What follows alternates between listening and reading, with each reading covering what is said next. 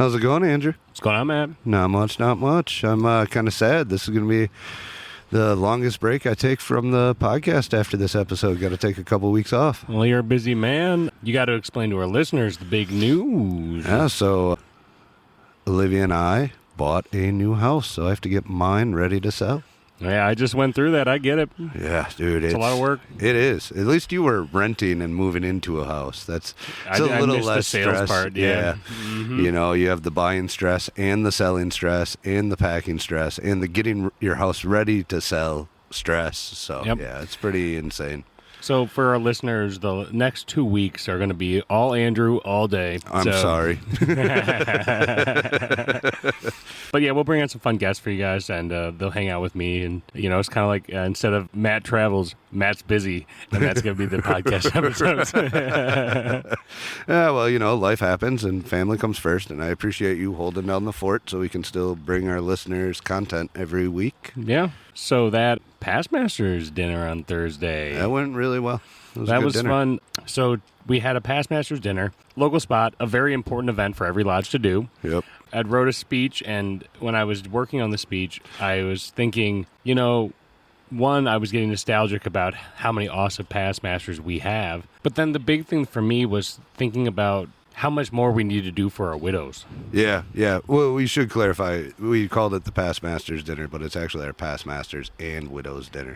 Yes. Yep. But it feels like a Past Masters dinner just because we have so many more Past Masters, and, you know, I think we had one widow that was in attendance. And, you know, I was thinking about that a lot while writing that, thinking, man, we need to do better with our widows. And our challenge has always been that we can't find them. They've gone missing. Well, and I think that's a matter of us starting to put in the effort now and updating all our contact information and making sure in the future moving forward we're always staying in touch and keeping that contact information updated. Yep, I agree, but it was still a wonderful event. It was actually a lot of fun. Nice to see. I had some Past Masters that I had never even met before showed up, and that was a super fun time. Yeah, no, it was a really good time, but we should probably get to our guests here. We have some very special, I believe, this might be, no, not the first time we've had out-of-state guests on because of Matt travels, but that was recorded out-of-state, so I don't know that counts. But yeah, we got the guys from the Third Degree Masonic podcast from Ohio coming on the show today. Yep, it's very exciting. Let's hit that music and we'll bring them right on. All right. Loosen up your ties and roll up your sleeves. It's time for Fellowship with Matt and Andrew. The views and opinions expressed on this podcast are not necessarily the views and opinions of the Grand Lodge of Wisconsin or any other Grand Lodge or any appended body. All right.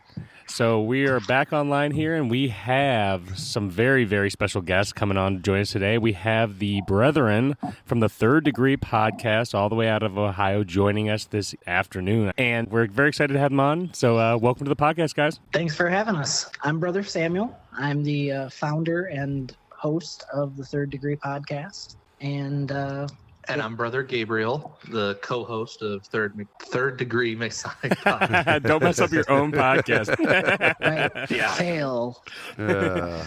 Branding. Right. But we appreciate you guys coming on so much. We really enjoyed when we joined your podcast for an episode. It was a lot of fun. So we were really looking forward to having you guys back on to join us on our podcast. Yep. So basic questions. We'll start with, who wants to go first, Sam or Gabe? Gabriel. Sam, you can go first. Sure, I'll go first. Sam, can you just give our listeners a bit of your Masonic history and what got you into Freemasonry? Well, honestly, I got into Freemasonry sort of by accident. I mean, I think a lot of guys have that kind of situation, but I've actually been around this fraternity since I was 12 years old. I was taking martial arts in a Taekwondo studio here in downtown Genoa, Ohio, in the middle of nowhere. And my martial arts instructor told me one day, hey, I need you to go upstairs. They're doing a presentation. Bring me a piece of pizza when you're done. So I go up there, and the next thing I know, I'm having my parents sign some documents so I can join this youth organization called D-Malay. Oh. So I hung around with D-Malay for a long time, all the way until I was 21. But when I turned 19, my dad advisor for D-Malay kind of came up to me and was like, hey, I have this dinner at Northern Light I want you to go to. I knew what he was doing. He was getting me in the room so I'd sign the paperwork. I knew where this was going. He couldn't ask me, but it kind of felt like, I was like, oh, I'm 19 now. I can do this. I'm an And adult. It was, I'm an adult now. I'm like, well, it can't be that much different. So I've been a Mason for about, 10 years now. I think this will be year 11. And I did take a little bit of a hiatus for about a year and a half. I mean, mostly during COVID. I think most people did, but I had some personal stuff going on in my life, and I needed to work it out before I could be of any use to anybody. But Which is I fair. got dragged back. Yeah, I got dragged back by a good friend of ours, Worshipful brother Cashin, who was going to be the master of the lodge last year. And last year? Yeah, he's last junior year. passed. And he goes, hey, I need you to be my education officer. And I went, okay, fine. I only got to show up to a couple things, right? And then the next thing you know, I'm here for everything and, in for a penny, out for a pound kind of thing. Oh yeah. We're having a blast. Oh There you yeah, go. such a blast. Are you currently sitting in a chair then, Sam? I am currently the junior deacon. Okay. Oh, that's a fun job. Yeah, it's been a lot of work, but it's been very worth it. And then if so elected, I will be senior deacon next year. You guys elect That'll your be fun to deacons? see. Mhm. Yes. We elect our Oh, ours are deacons. appointed. Interesting. Really? Yeah. The only elections are going to be for our- the principal officers and the treasurer, secretary, and trustees. Yep.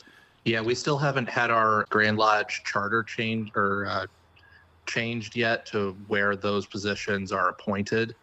Okay. And yeah, so our I can't think how far down it goes. I think It goes all the way to Tyler. Even the Tyler is or no, maybe it is It's a long an appointed meeting. position. It is. Our It's a elections, long night, Our elections at annual meeting go forever. but it kind of gets you in a situation where so I'm junior deacon right now. Our senior deacon has had some stuff going on in his life, so him and I might have to have a talk, and worst case scenario, we might flip. I might go to junior warden. We don't know. It just depends on what's going on with his life. So Well, let's pray your You just want- senior you just deacon want to doesn't get listen out to of our opening podcast. Grand Lodge. Don't want to hear it here first. Don't let him lie to you. Brother Wilburn just wants to get out of opening Grand Lodge in 2029. yeah, Oh, I see. You guys Yeah. you have a If future so GM in elected. there? Yeah. yes. If so elected, our current treasurer, Right Worshipful Brother Jeff Syme, he is, what is he in the Grand Marshal. He's the Grand Marshal right now. Mm. So if so elected and so moving through the Grand Line, he'll be the most worshipful Grand Master Yeah. in 2029, right? Yeah. Oh, that's awesome. I'm not really looking forward to opening in front of everybody in the state. I'm sure you'll do It'll be fine. a Kalahari, though. But I'll do my best. before we go down a rabbit hole, I'd like to let Gabriel have a chance to introduce himself as Absolutely. well, and then we can Good plan. find all the rabbit holes we want. I love it. Well, hey, brothers, how's it going? Hello. Oh my God.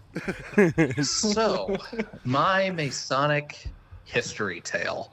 So, I kind of have a similar, not quite the same, but a similar story as Brother Wilburn does. I started in Demolay, and I got to meet all these guys. I got to meet a lot of the dad advisors, got to meet a lot of other Masons. And I didn't take to Masonry right at 19 because I was doing a lot of chapter building work. I was slated to help build some chapters for Demolay and some other cities. So I had a few other things in my life going on. So I waited till I was aged out of Demolay to join Masonry. And that was in 2017, I think. Sounds right. Is when I joined and got my degrees. So I'm going on my, if I can do math, simple math, 7 or 8 year-ish Yeah. in Masonry. I'm currently sitting in the East at Genoa Lodge Woohoo. 433, and that has been an experience. When I joined, I served. I pretty much stepped right into a steward role. Sure. And I did the same. I get it. Same here. I wish I had had a little more time for studying ritual and immersing myself in the fraternity rather than studying how to move through the chairs. if that makes sense. Sure. Yeah. Yep. Because I've found myself in the East with good knowledge of administration, good knowledge of my lodge and my fellow brothers, but I wish I'd had more time to really immerse myself in the ritual, really be confident in my speaking parts, really be educated in a lot of different facets of the ritual rather than just opening, closing, stuff like that. Right. So the East, sitting in the East has been really interesting. It's been an honor. It's been a great privilege. I wish I was a little bit more prepared for it. Okay. And that might have made my term go a little easier, but it's been my honor to serve Genoa Lodge to the best of my capability. Well, see, now that whether or not that capability is as high as I think it is sometimes remains to be seen. Now that you know, you just get back in line and take a second run at it, right? maybe when I get my 50-year pin, then I can go back in line. And I mean, hey, I'll stand in for whatever chair they need. I'll help with anything, but I'm gonna start sitting on the sidelines, studying different degree parts, different parts of rituals, and doing candidate engagement. I'm not gonna not devote all of my time to lodge administration. Sounds like quality counselor right there. Yep. Well, we need it. Our lodge has, I don't know, we call them mentors here in Ohio. They're kind of the guys that take the candidates under their wing and teach them. We only really have a few of them. I mean, I've been LEO. That guy does it all the time. I've done it. I'm not very good at it. Lodge really education officer. Oh, Andrew. okay. Yeah. I was like, acronyms. God dang it. I'm not good at it, like, in the slightest, because I'm like, oh, you got it? Okay, cool. Like, I just, my brain doesn't function, but we got a few really good ones, but they can't do everybody. Right. We've got 3 candidates right now that are going through, and That's he's awesome. doing overtime. Yeah, and we're blessed to have them. I mean, they're great guys, but Jim's working overtime teaching these guys, so I'm sure he'll take some help with Gabe once he's done, having him, be able to sit down with these guys and Right. mentor them.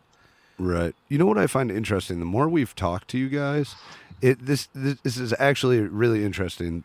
So Sam, you're not even quite a warden yet. You still have a very important job in the lodge. Andrew's a warden. Mm-hmm. Gabe and I are both sitting in the East, and we both have somebody in our lodge who is potentially, if elected over the next few years, going to be most worshipful. and we both have a number of candidates going through degree work right now. So it's really kind of weird. And we both have podcasts, obviously. I guess that makes us brother lodges or clone lodges. If you remember correctly, you did say we're best friends now. We are best friends now. Right. We enjoy each other's shows. It's crazy. It's crazy. You know how The universality of Masonry. You know how New York will work with Tokyo or something as a sister city or something like that. That's what we're doing. We're forming the bridge between Lake and Genoa Lodge to be sister lodges in different states. Yeah. I love it. Exactly. Yeah, and so what's interesting too, so the way that we do our mentoring, right? We have a lodge counselor, which is kind of an optional position. It's not always filled in every lodge, which we have filled. And then, so he helps with the work with the new candidates to the best of his ability, but then underneath him, oftentimes, mentors are also assigned depending on the workload. So you might have the counselor in charge of making sure we have one education at every meeting. If not him, he's scheduling people, talking to the brothers, seeing if people want to do something. But then, you'll also oftentimes get individual brethren doing it. And I mentored for a very long time before we had a counselor in those seats. But, Gabriel, to your point, that is one of the most important jobs in the whole lodge. It's kind of like the unsung hero where... I have a very special relationship with my mentor. He's always the guy to, if I'm going to a meal, I sit down next to him and go, yeah, this is my guy. He, showed me around. He taught, we work together. You have always a very special friendship. And, it's a really cool job if you're able to fill that spot to do as well. I just hope to be able to do it well, because part of the problem is I'd love to see people have, not a huge workload when it comes to candidate mentorship, but we need the people to do that first. Right. And the problem with getting people is that you'll need to have quality guys who are going to want to stick around and want to be invested in the lodge and everything. And part of that is doing good work as a mentor to foster that love of the lodge, love of the craft, love of the fraternity when they first come in. Yep. Rather than sitting in and washing out and going back and forth and kind of half studying ritual and then slowly building interest over time to where it's, oh, I've been a steward for 6 years. Now I'm really developing a love for this lodge. No, it's really fostering that from the beginning. But also I really want to not have candidates be burned out right away either. Is I want candidates to be really invested in this fraternity, but I want them to really immerse themselves in one thing at a time rather than, oh, you just got your Master Mason. Here's a petition for the shrine. Here's a petition for Scotch Rite. Here's a York Rite petition, because then you're just going to burn yourself out. Oh, Yeah, yeah, for sure. And at the worst case, they might not stay in the fraternity if you burn them out too fast too, and that's a nightmare. I would love to foster an interest in a guy for the shrine down the road. Like if he's been through the chairs and does a lecture, and then I notice, oh, hey, he likes having some social time, or he likes dressing up in funny hats or whatever. He has some interest that shrine might be able to do. Then I can be like, oh, hey, there's this Zenobia shrine. They have these meetings on Thursday. Maybe go give them a check out. But really making sure that guys want to be invested in the fraternity is the goal of a mentor, my goal as a mentor. Agreed. And that should be your goal. And a fun thing you can do with that to keep that person engaged and active in Blue Lodge is after you get them through their 3 degrees and you've done a good job mentoring them, you turn around and you have them start mentoring a new candidate, because it reinforces everything they've already learned. It's still fresh in their head. They have this new exciting passion for Masonry. They can empathize with the candidate. Yep. So I'll be the headmaster with a bunch of acolytes behind me. It's a good way to do it too, because master. when a mentor has too many people they're overseeing, it can lose its personal touch at times too. So, like, we have oftentimes, like, I was a mentor right after I was raised. And that was where I started to actually, through the art of teaching, was where I was learning, like, okay, I need to be one class ahead of the kid, right? I got to always stay one class ahead in lessons. And so I would be doing extra work, learning about our symbolism, our work, and working on stuff so that I could properly mentor. But through the process, I was also learning by teaching, and it was really a good experience. Well, definitely, you really only learn these things. I mean, you can talk about the theoretics of Masonry all day, but until you actually kind of put your money where your mouth is and try to explain what you're trying to teach, you don't really know. You can regurgitate anything you want about your exams or your the degrees that you just went through, but until you have you're kind of explaining it to another candidate going through. That's the aha moment. That's the part of I actually know what I'm talking about. Yep. Yep. Because the general rule always is the best way you know how well you know the material is if you can teach it. Right? That's when you're proficient in something, is when you can actually teach it. So, absolutely. Another question I wanted to bring up for you guys. So we, on top of being best friends and and on top of having similar experiences, similar lodges, we're both podcasters. And so for our listeners, I'd love if you guys explained how and why you got into podcasting, and what is your guys' favorite experience you've had through your journey as being a podcaster. So this is a great story, and I don't know, Sam, do you want to tell it, or do you want me to tell it from how it seemed to me out there? You can go ahead and tell it. I've told it enough. So we were having a particularly difficult night at Lodge. We were having like a lot of things, like guys were trying to interject things. We were trying to get business done. I think it was the pre-inspection, wasn't it? Or was it what meeting It's was just that? a random fellow crafty. Yeah, it was a degree, but people had been interjecting. Some people hadn't been studying their parts. It was a rough night on all of us. And to make it worse, our district deputy grandmaster was here. Oh, Yeah. boy. Watch it all go to shit. Yeah, and he was I was frustrated. he was not the. I feel like happiest frustrated camper in seems the like an world. understatement. Yeah, I wanted to crawl out of my skin.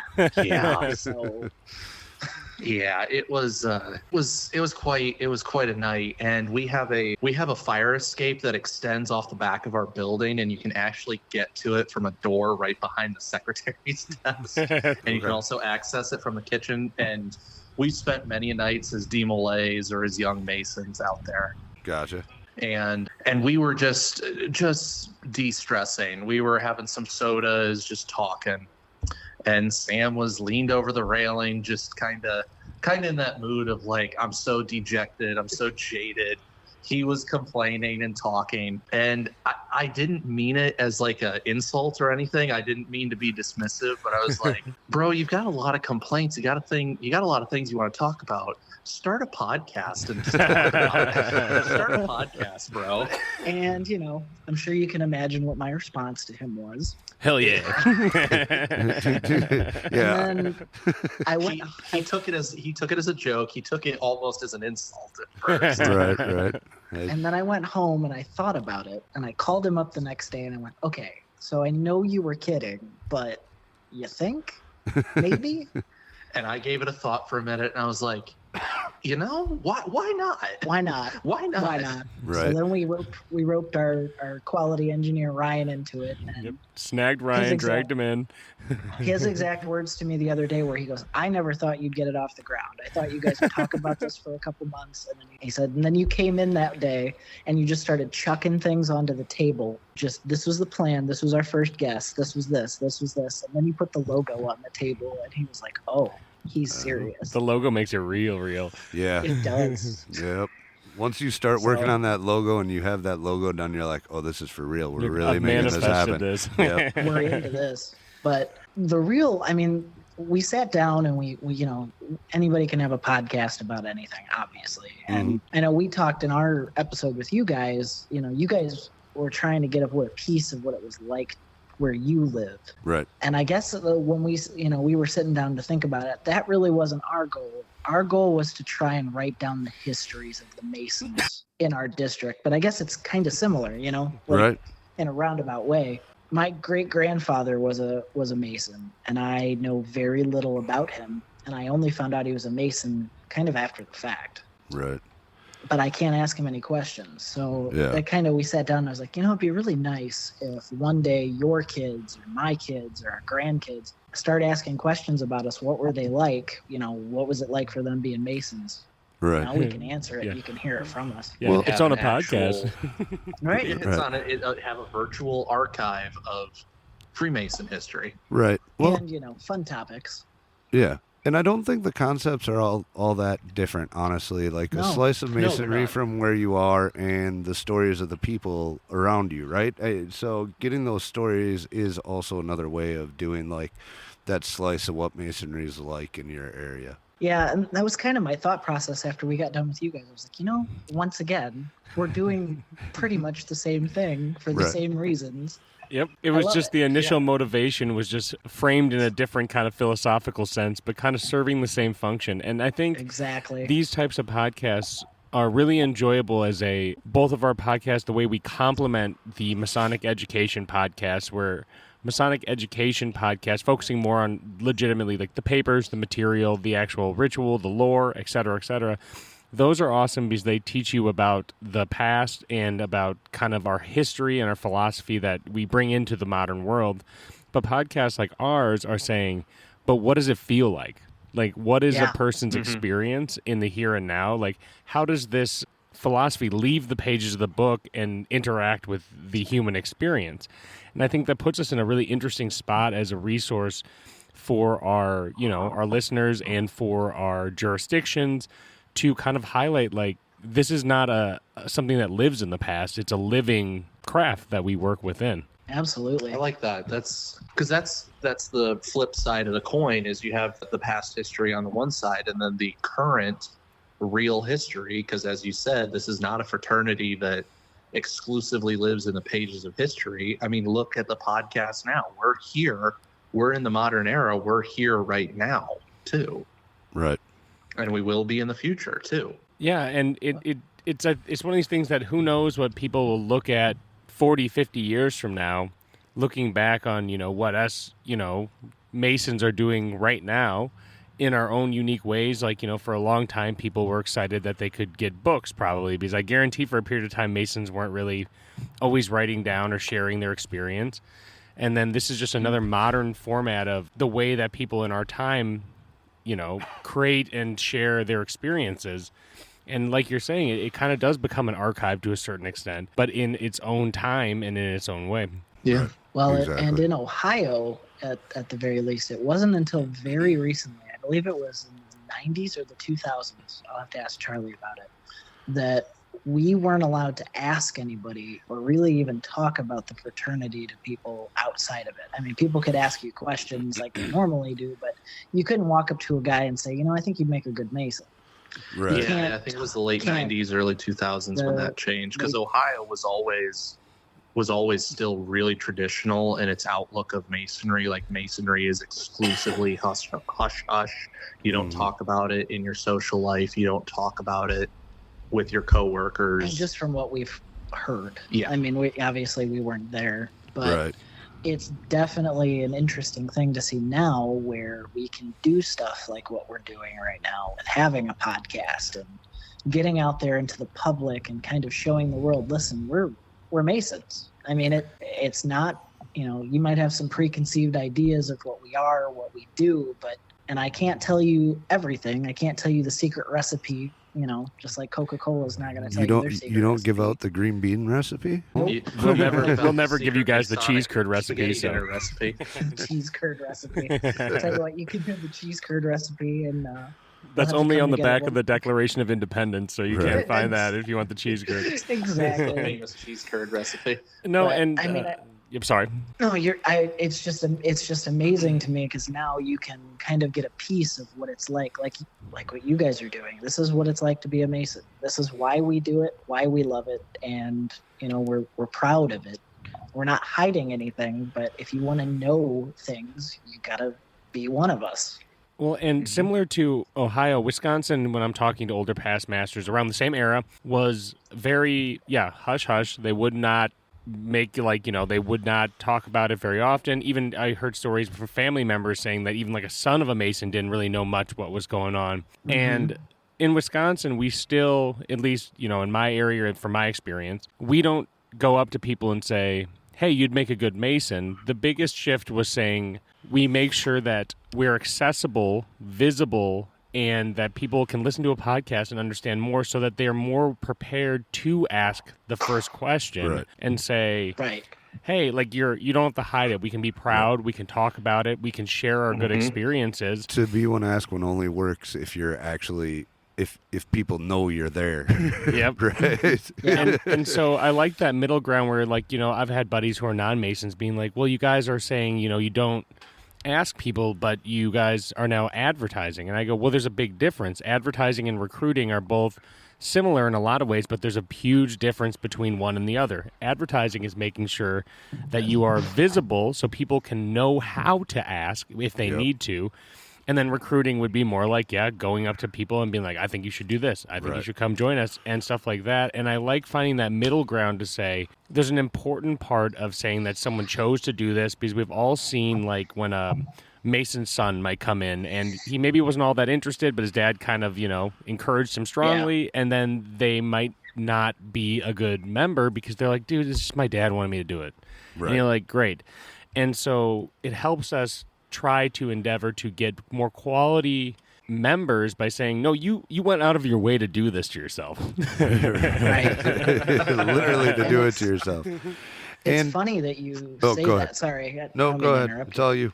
we actually recently in Genoa, we joined our local chamber of commerce. Ooh. And, it wasn't that, we were kind of thinking about it. I'm like, it's like $50 a year, whatever. But it kind of gets our thumb on the pulse of what's going on in town because, they control, I don't want to say they control everything, but they control all the events and all the, festivals and all that stuff runs through them. And I remember I sat down in this meeting. I was there at 7 o'clock in the morning. It was awful. And I'm not up that early. You're a third shifter. I'm a third shifter. That was a nightmare. Oh, dear but God. I sat down and they were kind of like, everyone was eyeballing like, who is this guy? Who is he? And, I'm, got my Diet Coke in the morning and I'm sitting there and I'm like listening to them talk and they're talking about it. And they're like, and who are you? And I'm like, oh, I'm Sam. I'm from the, Genoa Freemasons. And, they were like, oh, welcome. We're so happy you're here, whatever. So after the meeting, I was talking to the president of the board and he goes, I didn't know we had a Freemason lodge in Genoa. And that's a problem. Oh, yeah. And That's a big and I problem. went and I was like, he was like, where's it at? And I'm like, it's right across from the most popular restaurant in town. Like, you can't miss it. You see it. You just don't know. And he's like a young, he's probably 25, 30. And he's like, oh, I didn't know. I'd like to come up there and see it sometime. I'm like, I'll take you up right now. Let's Perfect. go. Yep. So, but it's crazy because now we have this, like you said, there's a difference between advertising and recruiting.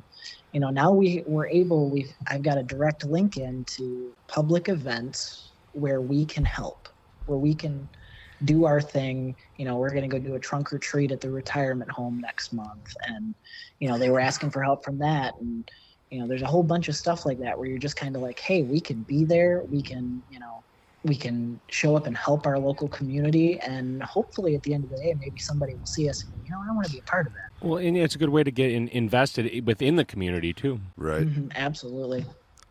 So I'm gonna course redirect us here for a second because I have some other questions for you guys. So, how has the podcast been received in your area? How's it doing? Is everything going well with it? Are you guys still having fun doing it? So just today, I was part of a parade in the town where I work because the public works department that I'm part of was part of the parade. And there's a lodge in that town and they were helping coordinate traffic and everything. They were buzzing around on golf carts, helping the Chamber of Commerce and everything too.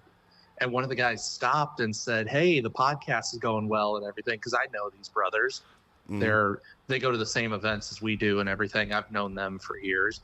And we stopped, shook hands. They said the podcast is doing great. They love how it's going. So it's being received pretty well in our area, I think. Awesome. Awesome. How long have you guys been doing it now? Oh, I think the most recent episode was halfway. Was 6 months? 12? Yeah, about 6 months. 6 months. Yeah, about our 12th episode. Yeah. And I mean, we only release every other week, right, or so, twice a month or so. But it's just with time. I don't. Once we start, like, if we're getting like 1,000 listeners per episode, then we can start doing this weekly. But... Yeah, you can start paying me. Right. But no, I don't know. I think our latest episode that we just had with the Scottish Rite was just about over 500 listeners, and my eyeballs about blew out of my head because I couldn't believe it. I enjoyed that episode too. Yeah, it was a really good episode. We love your guys' show, by the way. Honestly, I think our greatest episode recently was the Ronin Masons episode. I'm partial to that one because I really liked the message of that episode. Yeah. And I had a lot of fun doing it, talking a lot of concepts because it wasn't meant to be negative, and I don't think it was negative at all. I think it was a great story from Brother Wilburn's personal attachment to Freemasonry and kind of a advice, if you want to say, for how we move forward as a fraternity. I think I thought it was a great episode. I enjoyed that episode. Really, I enjoyed that episode because I always made a joke to people about hedge masons. Ronin, that'd be Ronin Knights, be called hedge knights, right? I'd always make that joke being like, some people are just, they're kind of unaffiliated. They're hedge masons. And so I saw that come up on your guys' list. I was like, I've talked about this. I'm going to definitely pull this up. Talking about these unsung men who are still masons, but just they don't quite have a master to serve under. And so I enjoyed that episode as well. And to say, like, I absolutely love your guys' show too. I apologize. I've been so in my own head lately. They're ripping up the road in front of my house, so I haven't been able to listen. Oh, Well, you don't got a lawn to mow or anything? No, You're all good. It's been so dry here in Ohio right now. We just got our first bit of rain from this hurricane. So Well, you're gonna want to. You're gonna. 2 weeks or more. It's been dry. Oh, geez. You're gonna want to take like the next 2 weeks off of listening to us, anyways, because I'm not gonna be on the show. It's just gonna be Andrew and a guest. So geez. save yourself. Yeah, buckle Save up. yourself. Buckle up. The main talent's taking a hiatus. But no, it's really fun. So that episode we did with the Scottish Rite, it kind of happened on accident. I mean, it really did. It was the first time that somebody asked to be on our show. They came out, the Scottish Rite came out to do a presentation here at our lodge. Gabe had me stand up and talk a little bit about the podcast. And then the next thing you know, I'm getting phone calls from the Valley saying, hey, we want to be on. Yeah, when this you get a show. phone call We from wanna the get- Scottish Rite saying, hey, we want this. Right. And you You go, kind of try to "Oh, make it happen. You guys are Yeah. coming to me? Right. I'm not trapping people? Ooh. What else would you like?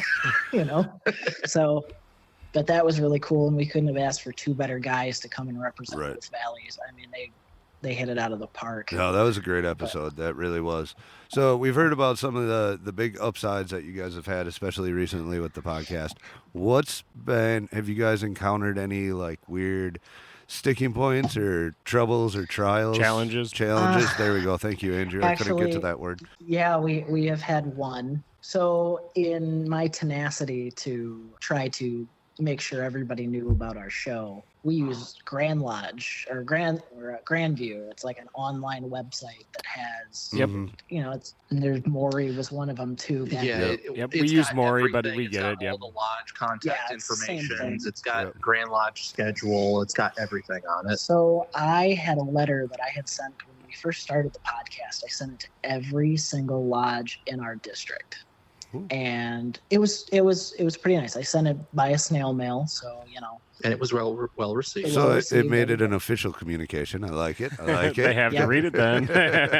And correct. So then I thought, well, instead of spending $1,000 sending these letters all throughout Ohio, why don't I just send a quick email? No big deal. So I spent about 2.5 hours compiling a list of all the secretaries' email addresses, and sending out a nice letter to each one individually, whatever. And I got a phone call the next day from the grand secretary telling me that I'm not allowed to do that. Oh, fun. Sometimes it's better to ask forgiveness than permission. Right.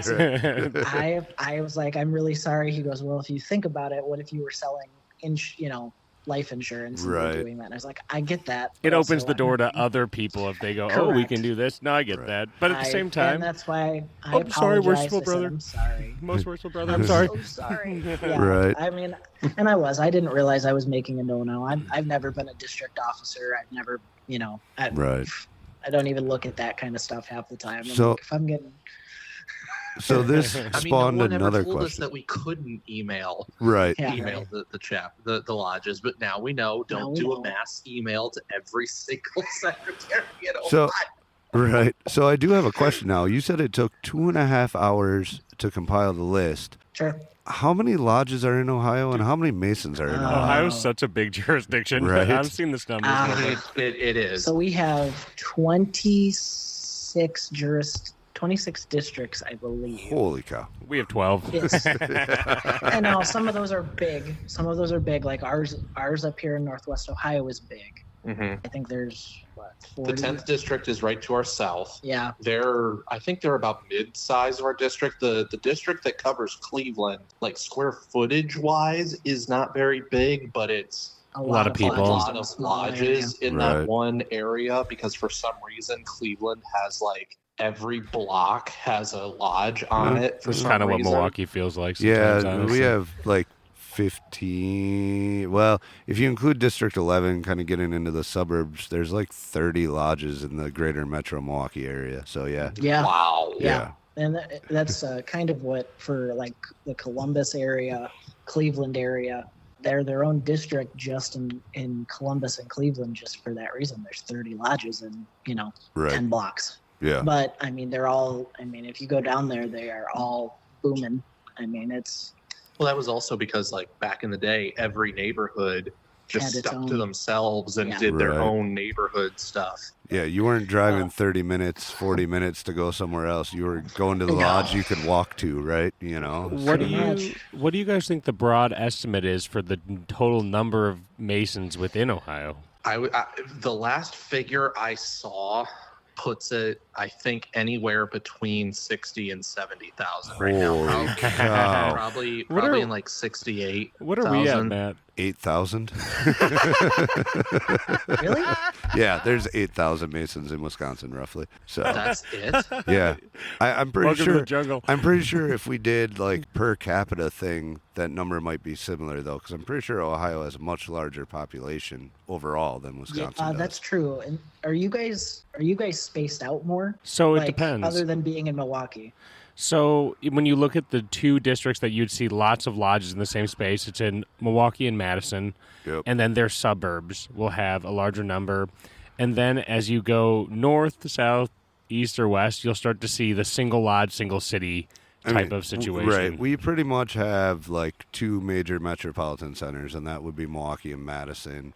Like Green Bay is not even all that large, even though they have a professional football team. It's more of a small city, just bigger than It's a town that exists purely to sell commercial cheesehead. Yeah, big time. Yeah, and play football. Like for sure. So like, I mean, they're like a metropolitan center, but they're not really that big. I mean, they're a small city. So yeah, we really have two real big population densities, and then kind of like the Eau Claire, La Crosse area is a smaller area. Green Bay is a smaller area, but the rest of the state's rural. And when you get up to the North Woods, you start to see, like, if you're talking with brothers from Superior and, like, way up at the tippy top by Canada, you start to see, like, you say, hey, where's your nearest lodge besides the one in your city? And they're like, 30, 40 minutes. By Canada? You mean Yeah. by the UP? By Michigan? Superior's Yeah. not by the UP. That's on the left side. Well, and that would be close to Minnesota. 'Cause Whatever, Minnesota dude. kind of comes There's over the top There's of a us. small body of water between them. I don't care. And so, like, you start to see when you get a little further north, you'd have an hour, 45 minutes between lodges, stuff like that. So they get a little more spread out the more north you go. And that would make sense if you guys are a little bit more spread out like that. So the majority of your guys' lodges that aren't in the like big population areas are the small local lodges that have regular attendance of 15, 20 guys.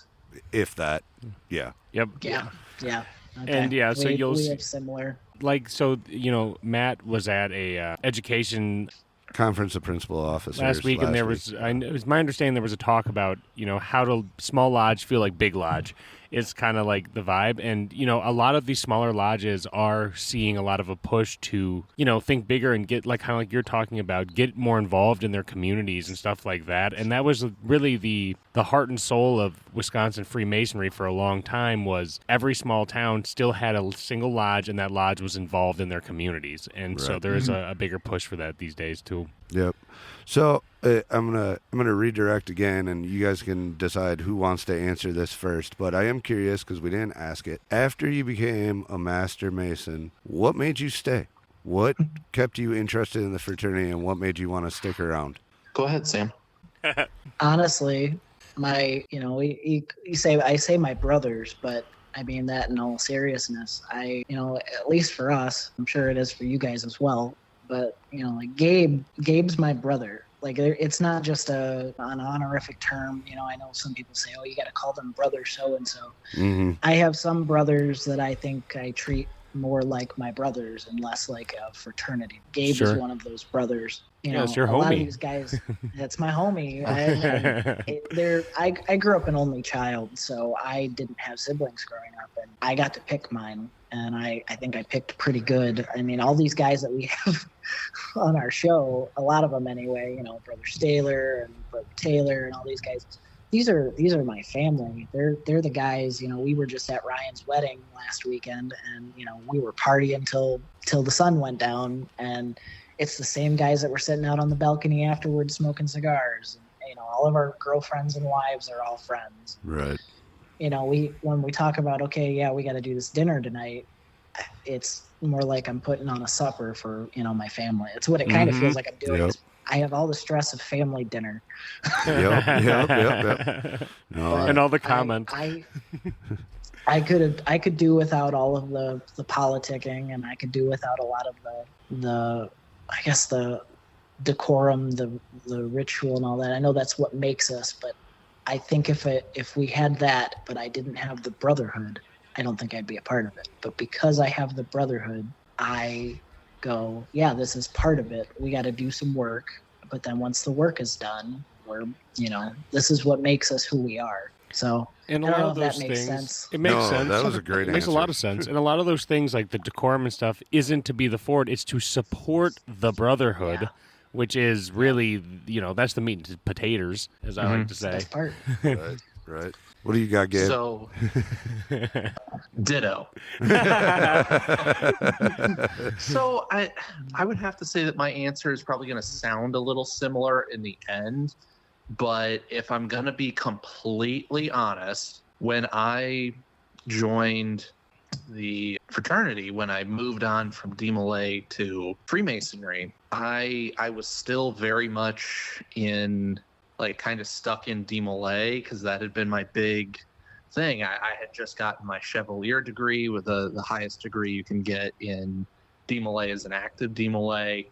I had just come off of that, and I don't know how much you guys know about DMLA, but We know a lot. it has a lot of Knights Templar influence. Right. And when I came in, my short-sighted, narrow-focused goal was to get to York Rite and get into commandery.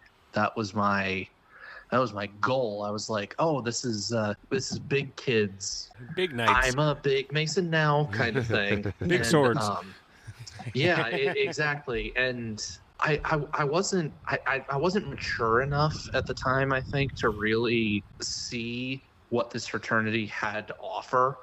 And as the years went by, as I grew and matured and understood more about the fraternity and took more of the lessons to heart, it became less of seeking being a Knights Templar in commandery and more into serving my brothers, being part of this fraternity that I enjoy being part of, because instead of just booming through the degrees to get me to a point where I could get into York Rite, it turned into hey, I like practicing for a fellowcraft degree with these guys on a Thursday night or a Saturday night or something, and then doing the degree with them and having dinner and drinks afterwards. I actually enjoy the company of these guys. And again, I had known a lot of them in DMLA. Like Sam said, we were already brothers and friends, and it just strengthened it more. And I started taking the lessons of the fraternity more to heart. And as I was growing older and maturing more, I realized to focus on the real lessons of the fraternity, rather than just chasing some preconceived notion that I had or wanted from the fraternity. Right. Life's about the journey, not the destination. Am I right? For sure. Exactly. Well, we know you guys have a dinner to get ready for and stuff like that, and we're right around where we usually try to keep our episodes at. So I do have one final question that unfortunately Sam will not be able to answer. This question is specifically for Gabe. Honored. So I'm excited. You're pretty close to finishing your year up in the East. Technically you're a past master as soon as you're installed as Worshipful Master, but you're almost through your year. So I feel like you qualify to ask my traditional question. As a past master, what would be your one piece of advice to a new Worshipful Master or incoming Worshipful Master? To a new Worshipful Master. Mm-hmm. Or incoming. Or like an incoming worship, right? Yeah, somebody who's about to take the chair just got in it. Can I tell a real quick anecdote for that, and then tell you my answer? Sure. So we were just at a Rainbow Girls. I don't know what they call it, investiture, whatever they call it, an installation. Okay. And I actually sat up in the East with the new coming. What do they call? The advisor. Well, not is that what they call their? I believe so. Their person equivalent of me. So I sat her down and I had her sit in the East and look through the room and kind of really immerse, and she thought it was really weird sitting up there in the East, having the whole room at at her fingertips, basically, and how really different it is sitting over there versus sitting in the West. Oh, yeah. And I told her that I was here for whatever advice she needs, and that I told her, make sure you have an agenda, make sure you know kind of how you want your meetings to go. But I told her to make sure that she understands her sisters and what she's doing. So I guess in the end, that would be my advice to a new master, is take a seat over there in the East and just sit there for a minute and really think about the responsibility that you get from sitting in that chair. You're not just there to administer the meetings. Yes, that is your job, is to keep the meeting flowing, gavel down guys who are discussing the same point back and forth for 30 minutes straight. Right, yeah. The real purpose you have of sitting in the East is being a good face of your lodge, a good rudder for your lodge, and a good engine for your lodge, all at the same time. And that's what's a monumental task for a new master, is figuring out how to be the captain of the ship, right, while also delegating at the same time. Right. Heavy is the hat. If that answer kind of makes sense. Yes. It makes a lot of sense. Heavy is the hat that lays upon your head, lays upon your brow. Right, for sure. No, that was a great answer. I love it. That was very solid advice. Cool. Well, thank you. It was really awesome having you guys join us. And Matt's pointing at me. Yeah, with I'm his sorry. fingies. Before we let you go here, please plug your podcast and all of your socials. We will. I love this part. Absolutely. That is, you'll find us. You can hear us ranting on our show at the Third Degree Masonic Podcast on anywhere you can find a podcast: Apple, Spotify, Pandora, YouTube. I like the YouTube version. You can also find us on Facebook at the Third Degree Masonic Podcast, or at our Gmail account, the Third Degree Masonic Podcast at gmail.com. And if you guys don't follow him there, he might be emailing every single lodge within our district and getting scolded. So just figure that. Next thing we know, he's going to try to do that in other states. Cause an interjurisdictional crisis. I could see it. Oh, I'd be in so much trouble. Awesome. But it was a 100% honor to have you guys on. I'm happy that we're best friends. And it's very fun. Thank you so much. And I look forward to listening to more of you guys' podcasts as they come on out in the next week or two. Absolutely. Thanks a lot. Ditto. We feel the same way. So you guys have a great one. Good luck with your event tonight, and I'm sure we will chat soon. We will. You two Thanks a brothers. lot, Take care. Have a good one. Awesome. Well, Matt, that was a very fun podcast. That was a very fun interview. I really like those guys from the Third Degree Masonic Podcast. They're a lot of fun to chat with. They are our best friends and clones. Yeah, apparently we just have a lot of similarities between the four of us, so it's pretty fun. I do want to plug something real quick. I'm not sure exactly when it's going to come out, but yours truly spoke with that other Masonic podcast a week or so ago, and that episode should be coming out sometime in October, so make sure to go check them out as well. But yeah, once again, always a reminder to our listeners, please follow us on our socials: Facebook, Instagram, TikTok, Threads, I don't know. Follow us where you can find us. No, we're not on Threads. Facebook, TikTok, Instagram, and X. Yep, and give us a follow there, and please share and get our name out there, and we love you guys, and thanks for listening. Have a great one, everybody. All right, take care.